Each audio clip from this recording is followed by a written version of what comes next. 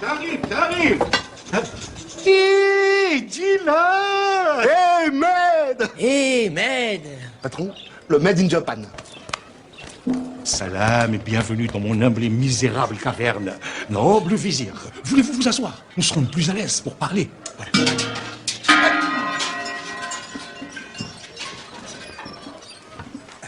Je vous écoute. J'ai besoin d'un génie. Vous voulez dire un djinn? Voilà. Vous voulez boire quelque chose? Non merci, je veux juste un jean. Un djinn qui obéisse au doigt et à l'œil. Un djinn tonique. Voilà. Voilà. Du coup, aujourd'hui, on va parler de gin. Voilà, et pas la boisson du coup. Est-ce que vous avez reconnu l'extrait que je viens de passer? Pas du tout.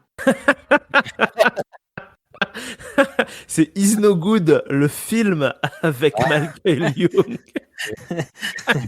Et j'ai terriblement honte.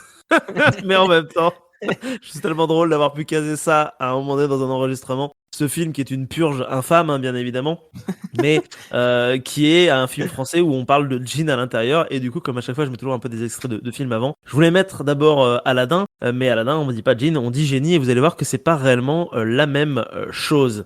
Parce que oui, aujourd'hui, on va parler de gin. Alors, vous deux, vous le savez pas, mais la semaine dernière, dans la temporalité des auditeurs, bien évidemment, j'ai parlé de ghouls de manière très très rapide et très succincte. Et en fait, ça m'a frustré et ça m'a donné envie de parler d'autres créatures issues du folklore oriental, à savoir donc les djinns qui prennent une très très grosse ampleur. Du coup, ce que je vous propose, déjà, pour un peu d'interactivité, c'est quoi pour vous un djinn? À part un pantalon, bien sûr. D'ailleurs, tu sais d'où ça vient le mot djinn, enfin l'étymologie de djinn? Oui, il me semble que ça vient de. C'est un truc français, je crois. Attends, putain, on m'avait appris ça il y a pas longtemps. Merde. Enfin, moi, je sais pas si c'est vrai ou pas, mais ce que j'avais lu, c'est que ça vient de Gênes, la ville de Oui, Gênes. c'est ça vient de la ville de Ah, Gênes. ouais? Le français, c'est italien, Ouais. ouais, c'est ça. En fait, C'est à juste l'époque, ils disent Jane et pas Gênes. Ah putain, C'est le ok. bleu de Gênes, en fait. marin en fait qui portait ça parce que c'était un peu imperméable comme Ouais. truc. C'est Ok. assez fou, ça, comme anecdote aussi. Tout à fait. Du coup, un djinn pour moi, c'est une sorte Ouais. d'esprit dans la mythologie arabe. Ouais, ok. Et pour toi, Jules? Bah ouais, je voyais ça tout à fait pareil. Pas forcément un esprit cool. Moi, je le voyais un peu comme un esprit genre ouais, la C'est- boulette quoi, genre mauvaise jour. Ouais. Enfin ouais. Genre pas cool, quoi. Ouais, recouche-toi, demain sera un jour meilleur quoi.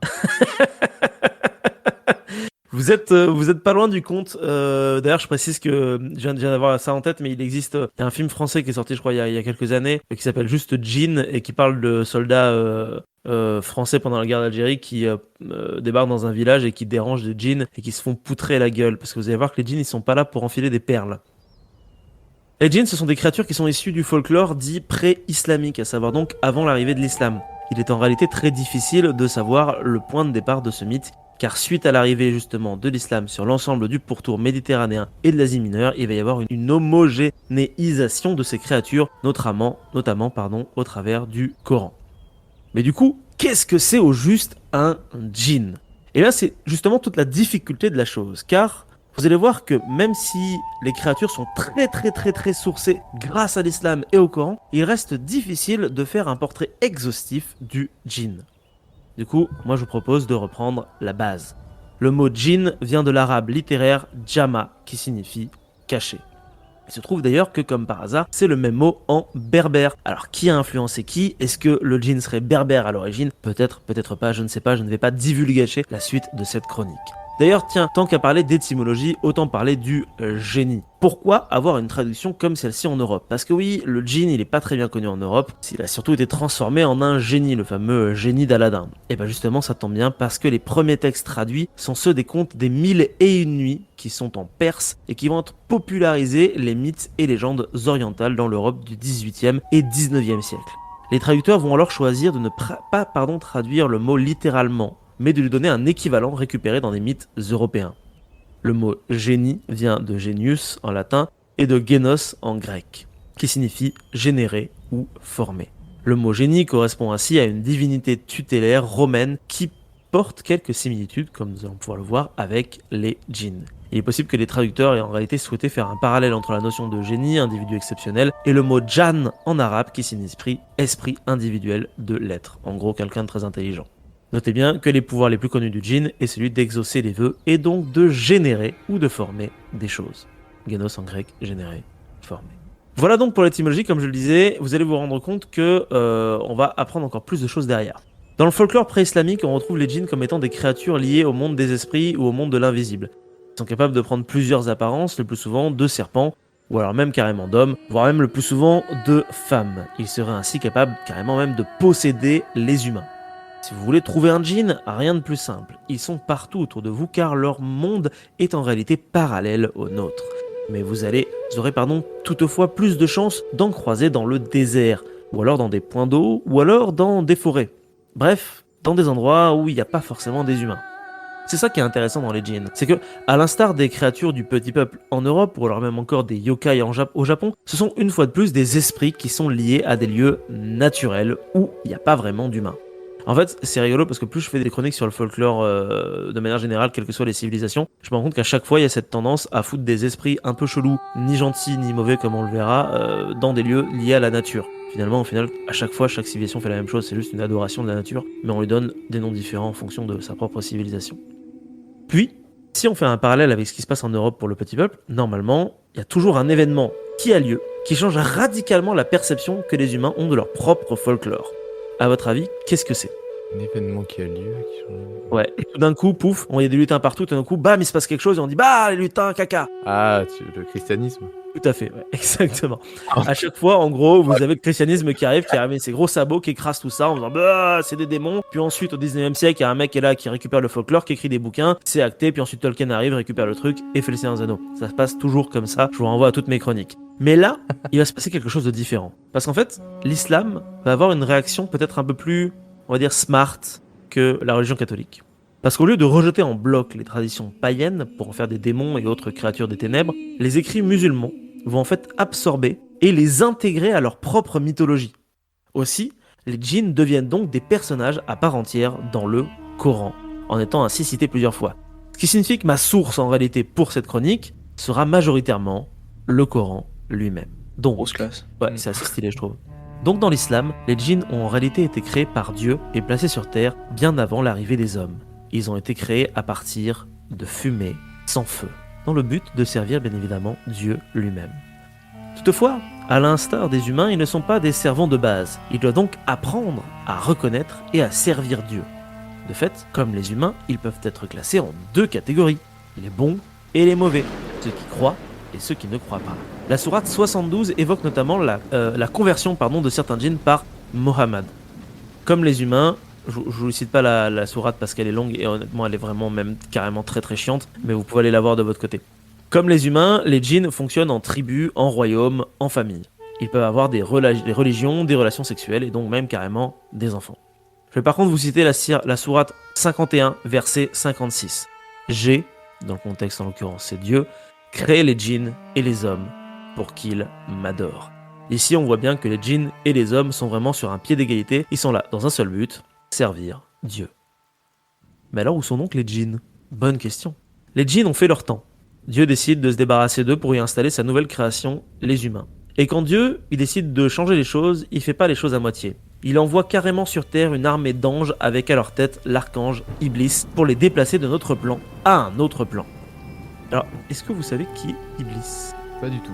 Alors Iblis, vous le connaissez sous un autre nom, c'est quelqu'un de très très très lumineux si je puis dire. C'est le bon vieux Lucifer, mais en version arabe. Et Je ouais. me disais que c'était un nom, ça me faisait un peu penser au nom du démon dans l'Exorciste. Je me disais c'est un nom qui pue. Ouais, bah. c'est un nom qui pue. Iblis, c'est un putain d'ange déchu qui du coup deviendra par la suite. Là pour le moment, il n'est pas encore déchu. On va voir ce qu'il va le faire déchoir, justement. En fait, Iblis va donc déplacer les djinns dans un autre plan pour y mettre les humains. De cette action va sortir une forme de haine que les djinns non convertis ont envers les humains. Honnêtement, on peut les comprendre. Il arrive en effet parfois que dans certaines versions, Iblis soit en réalité un djinn à la base.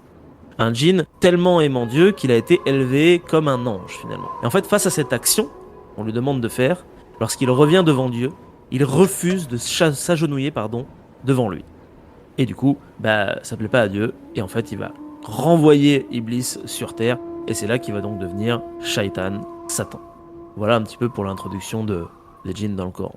Vachement Bon, bah, plus du- clash, Shaitan. Ouais, Shaitan. Bah en fait, Shaitan, Satan, Iblis, Lucifer. Le souci, c'est que même en cosmogonie, en mythologie pardon chrétienne, souvent on pense que les deux sont les mêmes, mais en réalité, Satan n'est pas Lucifer, tout comme Iblis, c'est pas certain qu'il soit Shaitan, parce que Satan, c'est un démon qui descend très clairement des démons assyriens, là où Lucifer descend lui de dieu plutôt latin lié à la lumière, et ils ont même pas la même fonction, c'est-à-dire que Lucifer est un ange déchu, et un ange déchu, si vous lisez pas mal de mythologie chrétienne, c'est très très différent en réalité d'un démon, c'est pas vraiment les mêmes fonctions. Mais là je fais ça de mémoire, je vous avoue j'ai pas les choses, mais ça pourrait être intéressant d'étudier un peu la mythologie chrétienne dans le futur, qui est en réalité un terreau extrêmement fertile pour des trucs hyper stylés tout le temps, et c'est d'ailleurs dommage qu'on ne considère pas ça comme de la mythologie, alors que très clairement ça en est, mais ça c'est une autre histoire. Du coup, c'est quoi un djinn dans la mythologie musulmane? Comme dans le folklore pré-islamique, les djinns sont des créatures habitant des points naturels, eaux, déserts, forêts. Ils sont capables de se métamorphoser et il est possible de les repérer à cause de leur comportement étrange qui change de l'ordinaire. Donc en gros, si vous vous baladez au bord d'un lac, par exemple le lac du Bourget, toi, Jules, Par exemple. et que vous croisez un mec un peu chelou, ou pire, une femme un peu chelou, Ouf. ouais, là, déjà, ça commence à être tendu. S'il est tard, en plus, c'est un peu tendu. Si, quand je dis chelou, genre, elle parle une langue bizarre que vous connaissez pas, ou alors elle fait des danses un peu étranges, Ah, je sais, ça veut dire qu'on est bien au lac du Bourget, justement. C'est... ça veut dire que, d'une part, vous êtes au lac du Bourget, c'est chouette, mais surtout que c'est potentiellement un djinn des eaux. Donc là, généralement, faut se barrer, hein, voilà, tout simplement, avant que le djinn ne vous fasse des choses dégueulasses.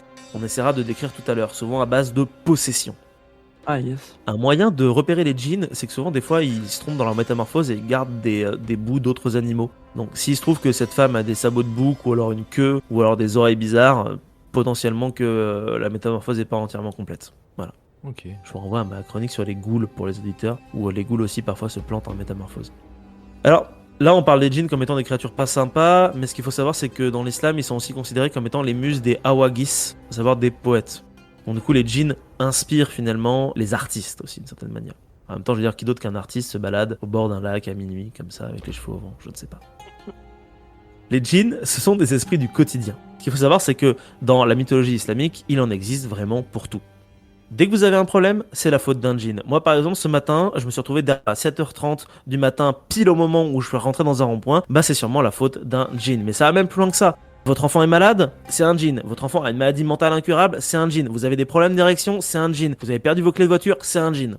Tantôt farceurs, facétieux, voire même carrément malveillants, les djinns sont en réalité partout autour de nous, comme l'étaient justement autrefois les créatures du petit peuple responsables de nos maux dans le folklore européen. Sauf que là, c'est assez amusant parce que comme ils ont été intégrés au Coran et à l'islam, les djinns gardent toujours une importance dans le quotidien des croyants. Alors, pour ce qui va suivre, il a fallu que je fasse un choix. Parce que des djinns, comme je vous l'ai dit, il y en a sur tous les endroits où l'islam a été à un moment donné ou à un autre, et ça fait quand même pas mal d'endroits. Du coup, j'ai décidé de me concentrer plus sur le Maghreb et sur leurs croyances, parce qu'en fait c'est là où j'ai le plus de sources. Comme on l'a vu au début, il y a peut-être une forte probabilité pour que le djinn soit plutôt originaire de contrées berbères, mais on verra ça, on accentuera ça un peu plus tard. Donc, au Maghreb, les djinns ont une telle importance qu'on ne peut même pas les nommer sans provoquer leur courroux. Ils sont souvent appelés les habitants du lieu, ou encore ceux dont on ne doit pas prononcer le nom, un peu comme Voldemort. Il existe même carrément des moyens de lutter contre les djinns. C'est le cas au Maroc, où il existe carrément des sociétés mystico-religieuses en lien avec le monde occulte qui vont gérer vos problèmes de djinns via de la musique. Oh.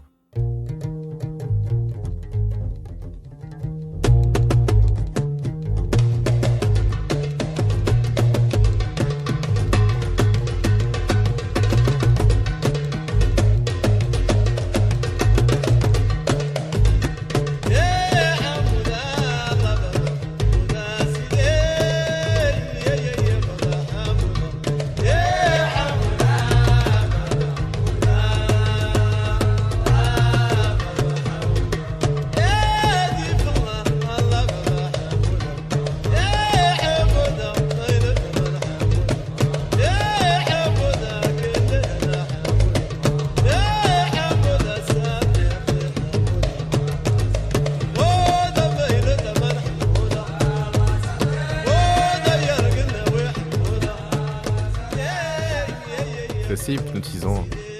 Ouais, grave. Vendredi c'est super soir, agréable. on est un peu fatigué, moi je trouve ça c'est vachement apaisant. Honnêtement, ouais, moi j'ai écouté ça juste avant de commencer la chronique et j'étais en transe totale musicale en fait. Je trouve que ça fait partir en fait. Parce que c'est une musique totalement. qui est très répétitive, Ouais. avec des rythmiques qui sont emballantes et des chants qui se répètent constamment.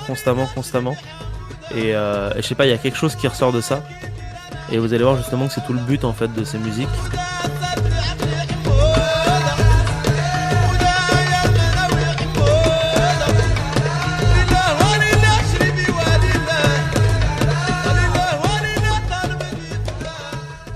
Là, vous venez d'entendre la société mystico-religieuse qui est appelée les Gnawa, en écriture européenne latine, c'est Gnawa. C'est une confrérie qui s'articule autour de la tradition musicale très ancienne. Ils pratiquent notamment une trance musicale. C'est même, alors vous avez plein d'articles dessus, c'est assez ouf. Et ils sont entrés au patrimoine immatériel de l'UNESCO. Donc c'est un truc qui est vraiment très important au Maroc. C'est honnêtement un style de musique qui demanderait une chronique à part entière, parce qu'il y a des tas de choses à dire dessus. Donc moi ce que je vous propose plutôt c'est de remettre play.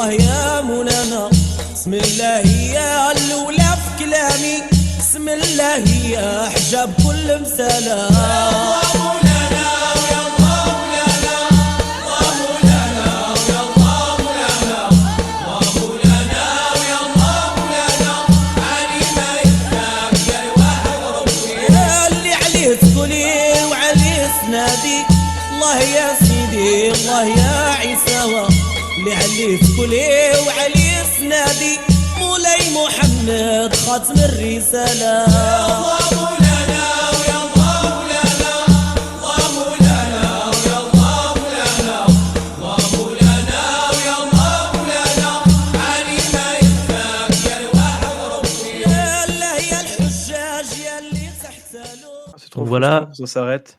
Ouais, je suis désolé, c'est hyper. J'étais obligé parce que en fait, au bout d'un moment, j'ai dû couper parce qu'en fait, j'étais en train de tout uploader la chanson. En fait, tu te perds. C'est dingue Ouais, comme totalement. tu te perds dans ton esprit. C'est vraiment des trans. C'est le principe de la trance musicale, quoi, totalement. Et vous pouvez regarder les vidéos des mecs, ils sont au taquet en fait. Hein. C'est un truc de fou. Ça, en l'occurrence, c'est pas des Gnawa, c'est des chansons Aïssawa. C'est aussi marocain et les Aïssawa, c'est un ordre qui a été fondé à Melsis au Maroc au 15e siècle. Ok. Eux, ils pratiquent des exorcismes de djinns grâce à des prières chantées telles que celles que vous venez d'entendre, que l'on appelle des lilas, tout simplement. Donc, ils consistent vraiment juste à avoir un petit tambourin derrière qui fait un rythme. Et après, il y a les prières qui sont faites, qui sont reprises et qui sont reprises. Et honnêtement, c'est fou. On se sent presque plus... Alors, j'ai un mot qui me vient, mais c'est peut-être pas le bon, mais plus pur en écoutant cette musique. Moi, honnêtement, ça me fait vriller. C'est incroyable. Hein.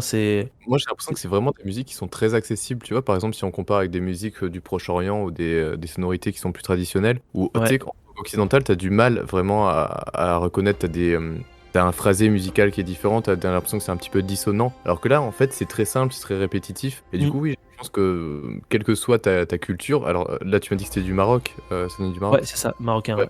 tu vois, quelle que soit ta culture, je trouve que c'est vachement accessible en tout cas comme musique. Tout à fait, ouais, tu peux t'identifier très facilement. C'est vraiment le principe de répétition musicale en fait. Ça, c'est absolument dingue. Et puis ça marche hein, pour n'importe quel genre de musique. Si vous répétez quelque chose constamment, au bout d'un moment, ça te fait vriller en fait. Ouais, c'est vraiment le principe de la trance musicale de ça. Et je pense que ça pourrait, comme je disais, faire un épisode à part entière. Et quand j'ai découvert ça, je pouvais pas ne pas les mettre parce que honnêtement, en plus d'être méga classe comme information, c'est de la putain de bonne musique, je trouve. Voilà, donc je suis très content d'avoir fait cette découverte en faisant cette chronique. Et j'avais commencé à faire des recherches sur eux. Et je me suis dit non, mais faut se recentrer. J'ai déjà 4 pages de texte, donc c'est juste une parenthèse, on va dire, dans tout ça.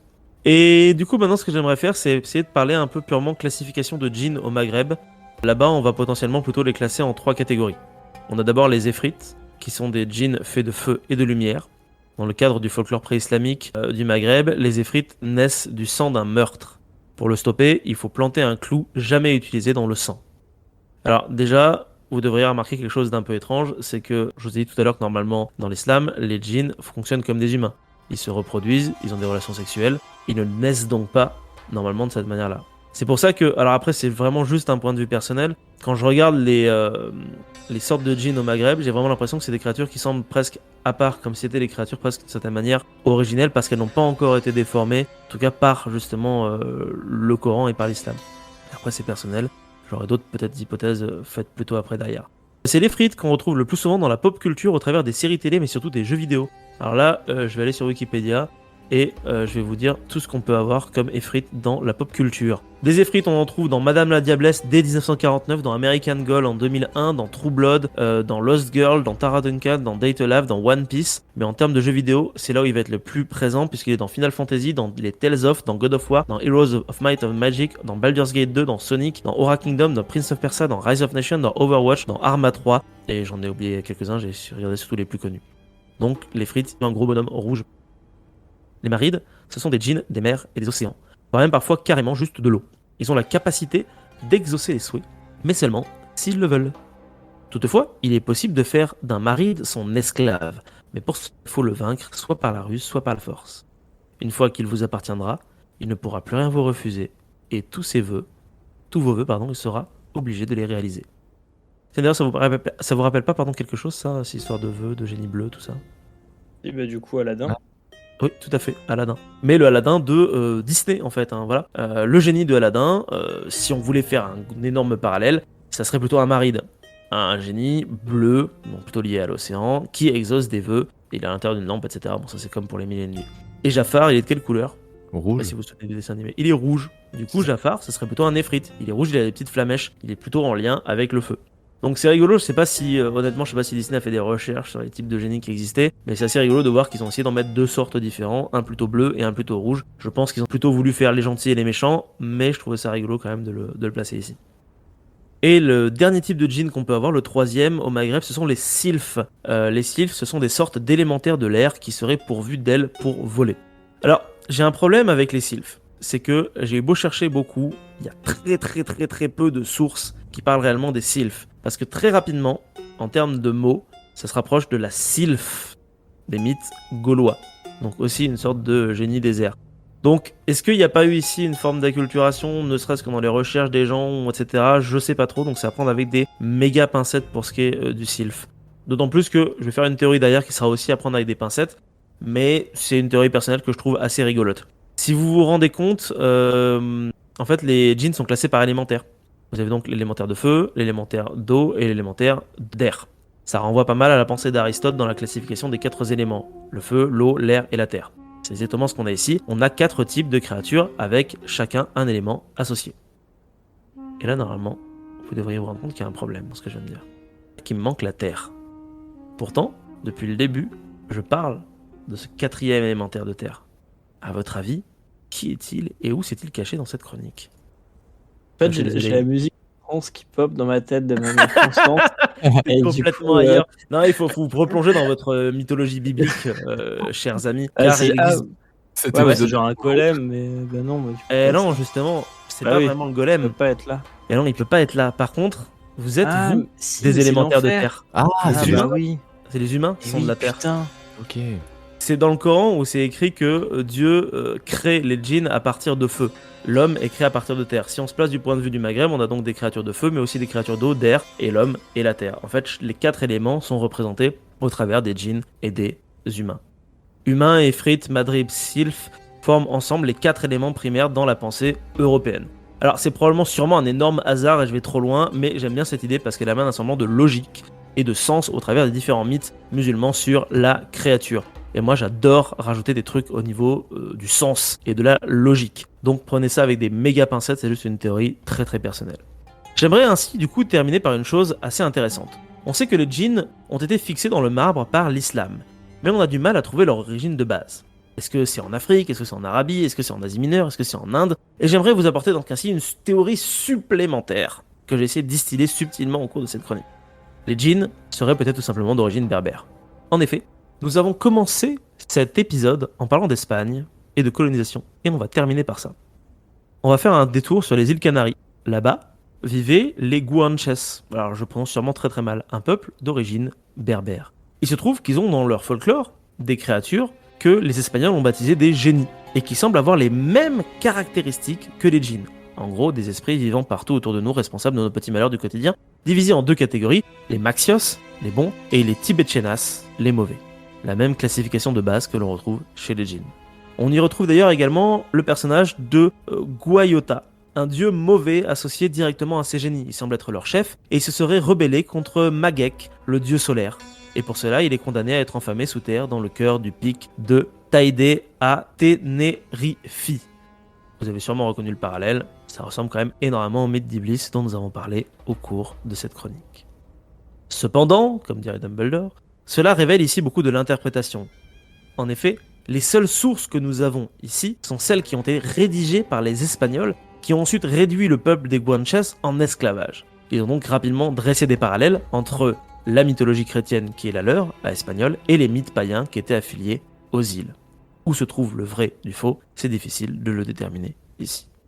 En réalité, on ne pourra donc jamais vraiment être certain de l'origine des djinns. Mais il ne faut pas oublier une chose, au final, les caractéristiques de ces créatures ne leur sont pas uniques, car dans beaucoup de cultures, on retrouve des esprits élémentaires. C'est quelque chose qui est très présent. C'est juste qu'à chaque fois, avec l'arrivée des grandes religions monothéistes, on a fini par mettre tout ça dans un même sac, et tenter de donner, comme je l'ai fait aujourd'hui, un semblant de cohérence à cet ensemble.